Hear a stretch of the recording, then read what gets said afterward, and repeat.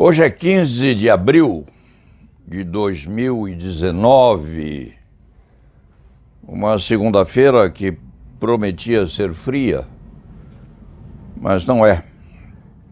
O verão continua, embora meio vagaroso e negligente. O Estado de São Paulo de domingo traz um artigo de José Goldenberg que vale a pena ser comentado porque diz com a educação e termina: não é a busca por corrupção ou uma mudança cosmética dos currículos que vai resolver os problemas educacionais no país. É na gestão do sistema que está o problema, e não na procura de culpados ou em discussões filosóficas sobre teoria ou teorias educacionais. O eminente professor emérito, ex-reitor da USP e ministro da Educação lá atrás, tem razão e não tem, porque evidentemente o papel do Ministério da Educação no presente e no futuro do país deve ser examinado em largo espectro também.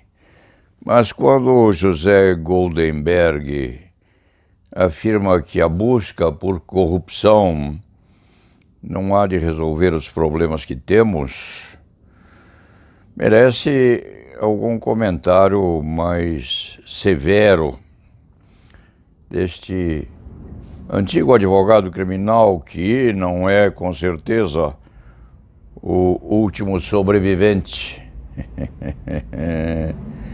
da velha guarda. Existem outros, mas é um deles. Aos 83 anos e 62 anos de advocacia, contados os períodos de estágio, etc., é realmente alguém que já perlustrou essas coisas todas e precisa chamar a atenção para a dilapidação da moralidade do ensino e estudo do direito no Brasil. 2.300 e poucas faculdades de direito, vicejando por aí a cada esquina, e obtido esse número à custa de negligência extravagante daqueles que tinham por obrigação, e têm ainda no Ministério da Educação, tinham e têm a obrigação de vigiar para que essa multiplicidade não acontecesse. Exemplo típico disso aí é Santos. O escriba não se contenta em falar nisso aí porque é um absurdo uma cidade de porte médio como Santos ter 8 faculdades de direito, andando e vicejando nas esquinas, exibindo a advocacia, alunos que têm talvez o mérito de enfrentamento e aprovação nos exames de ordem, mas o último mérito, porque o exame de ordem é a última barreira à desmoralização da advocacia no país. José Goldenberg deveria ter falado nisso, sim. Poucos falam, poucos metem as mãos na gaveta do Ministério da Educação. Este escriba, quem sabe, seja um dos pouquíssimos tocando nessa ferida ainda cruenta, que está a exigir, sim, uma lavadeira moral, a limpar a roupa suja deixada pelos ministros da educação que passaram por lá, e ainda vicejando tal apodrecimento por baixo das secretarias e gavetas. Aqueles que forem honestos e sérios lá, do Ministério da Educação, que o digam. É preciso que o digam, porque dizendo-o, hão de manter a sua honestidade resguardada. É crítica que se tem a esse artigo de José Goldenberg, que merece loas, evidentemente, sobre a preocupação com os aspectos globais ou gerais da educação no país, mas deveria, sim, ter metido as mãos na massa, a indicar esforços grandes para que saibamos o que aconteceu lá durante esses anos todos. Isso houve no estado de São Paulo de domingo, ontem. E a partir de José Goldenberg se pode fazer um pequeno comentário sobre as páginas do Estadão correspondentes à política. Um artigo grande de Bianca, Carla e Matheus sobre disputas em família correspondentes a partidos políticos e opções de natureza política. Vê-se um rapaz, um universitário, cujo nome não importa, dizendo que cortou relações com a família, rompeu com a família, em razão de posicionamentos diversos, familiares. Há, com certeza, aspectos muito envergonhantes quando uma família se reúne para o almoço ou a janta e discute acremente sobre opiniões políticas. Isso não pode acontecer.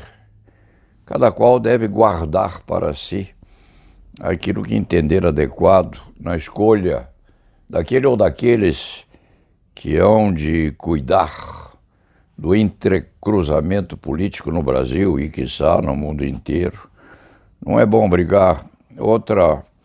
Uma rapariga que também não precisa nem merece ter seu nome divulgado, cortou relações com a própria mãe em razão de opiniões políticas divergentes.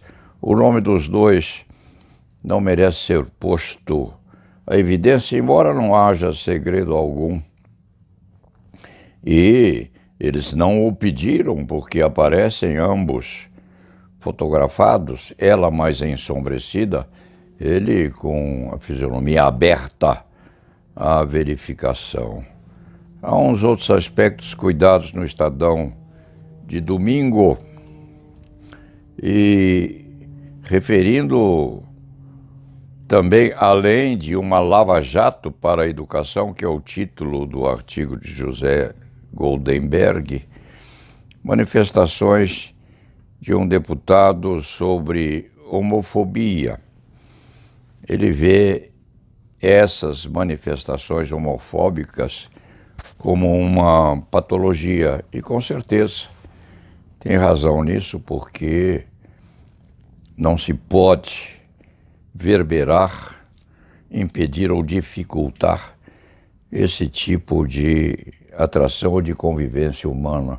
Existiu sempre e há de existir até o fim dos séculos aqueles que são contra, que se acostumem com isto, e aqueles que são a favor da relação sexual homógama. É um termo que serve, que também se ponham respeitosamente a examinar a problemática. Fora isso, a Folha de hoje, segunda-feira, 15 de abril, traz uma manifestação de Fernanda Reis, que é uma repórter, sobre empresária que cria curso para quem quer fisgar marido rico. É uma prospecção moderna, é certo, mas antigamente havia cursos de boas maneiras para as moças que pretendiam ou queriam amestrar-se para uma reunião com homens também bem postos no mundo ou na sociedade. Existia assim. A moça aprendia a dançar, aprendia a se comunicar, aprendia o francês, era a língua da moda, aprendia a tocar uma especialidade qualquer, piano, violino, violão menos, quem sabe. Aprendia a cantar músicas bonitas, a comportar-se bem à mesa. Não deixava de ser um curso para quem queria fisgar, se não um marido rico, alguém que pudesse acompanhá-la na vida futura. Então, esta afirmativa aqui de que a empresária está criando curso para quem quer fisgar marido rico não é novidade. Existia lá nos anos 60, nos anos 50, e com muito êxito também. Fora isso, além disso aí, há uma crítica nesta segunda-feira na Folha de São Paulo a Bolsonaro, que quer reduzir os obstáculos ou a instalação de radares nas vias oficiais. Diz a Folha na primeira página que as mortes em rodovias caem 21% ou mais. Os radares impedem o excesso de velocidade e a falta de atenção. Os motoristas se acautelam. E há aqui uma artesã que foi agredida em protesto e afirma que vive rotina de medo. Ela foi agredida em razão de estar participando de um ato pró-Lava Jato na Avenida Paulista, em São Paulo. E estava a carregar, segundo ela, um bastão retrátil para defesa pessoal e não uma faca, como sugeriu o vereador Carlos Bolsonaro. Diz ela que teme represálias. Isso está no Cotidiano. Além disso, apesar disso, e com tudo isso, o navio segue o seu rumo e la nave va. Vamos ao trabalho.